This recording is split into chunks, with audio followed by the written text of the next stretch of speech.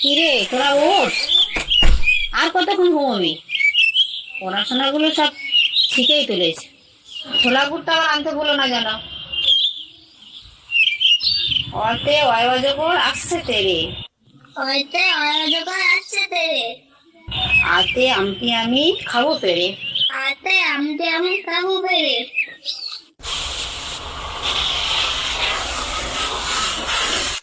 ও মা, দিদি পড়ছে না, ছবি আঁকছে।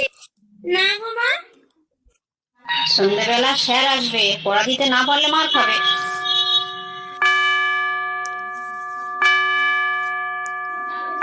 বালিশগুলো আস্তে করে নিয়ে আয়, পড়ে যাস না যেন আবার।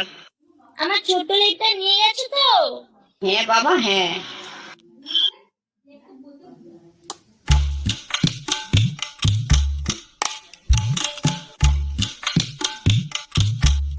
মাম, লক্ষ্য রাখিস ভাই যেন লেপের উপরে উঠে আবার না দাঁড়ায়। দাঁড়িয়ে নেই তো, বসে আছে। ও মা, ভাই দুষ্টুমি করছে। দাঁড়া, যাচ্ছি আমি। না, আমি স্নান করবো না। স্নান না করলে আবার তোর সঙ্গে কেউ খেলবে না।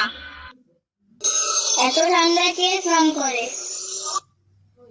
আচ্ছা, আমি ভালো করে সর্ষে তেল মাখিয়ে দিই, দেখবি আর একটু ঠান্ডা লাগবে না। আর আমি তো জল রোদে দিয়ে রেখেছি, হাত দিয়ে দেখ কি সুন্দর গরম। কিন্তু ভালো লাগে না চাই।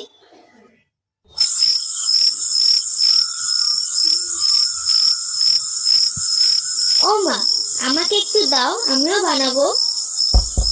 তাহলে আমাকেও দিতে হবে।